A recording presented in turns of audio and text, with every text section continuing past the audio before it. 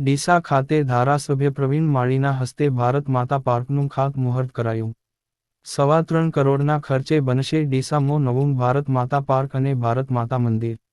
કેન્દ્ર સરકારની અમૃત સિટી યોજના અંતર્ગત બનશે ભારત માતા પાર્ક અને ભારત માતા મંદિર. આજે ડીસા ખાતે ધારાસભ્ય પ્રવીણ માળી, પાલિકા પ્રમુખ શૈલેષભાઈ રાયગોર, ભાજપના આગેવાનોનો મોટી સંખ્યામાં ડીસાના શહેરીજનોની ઉપસ્થિતિમાં ખાતમુહૂર્ત કરાયું.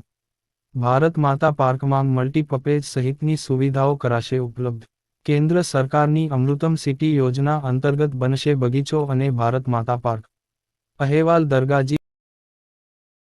આજ રોજ અમૃત યોજના હેઠળ ભારત સરકાર દ્વારા અને રાજ્ય સરકારને એટલે નગરપાલિકાને સંપ્રાપ્ત થયેલી જગ્યાની અંદર અમૃત યોજના હેઠળ ભારત માતા પાર્ક બનાવવાનો આજે ખાતમુહૂર્ત કર્યું છે. નગરપાલિકા દ્વારા આજે ખૂબ સારી સંખ્યાની અંદર લોકો આવ્યા અને આ ભારત માતા એટલે કે મલ્ટીપર્પઝ વસ્તુથી ઉપયોગ થાય. સ્પોર્ટ્સનું પણ હોય, બાળકોનું હોય, સિનિયર સિટીઝન હોય, ચાલવા માટે હોય, એવી તમામ ઇવેન્ટો થઈ શકે એવું એક સુંદર મજાનું ભારત માતા પાર્ક અને સાથે સાથે ભારત માતાનું મંદિરનો આજે ખાતમુહૂર્ત કરવામાં આવ્યું છે.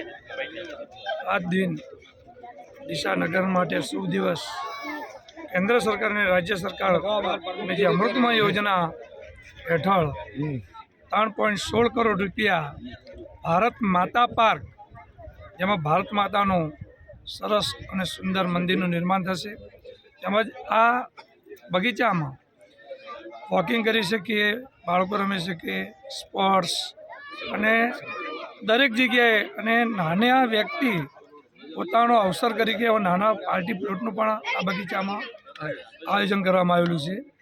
આ શુભ દિવસે ડીસાના નગરજનો જે હાજરી આપી એમનો ખૂબ વંદન કરું છું. ભારત માતા કી જય.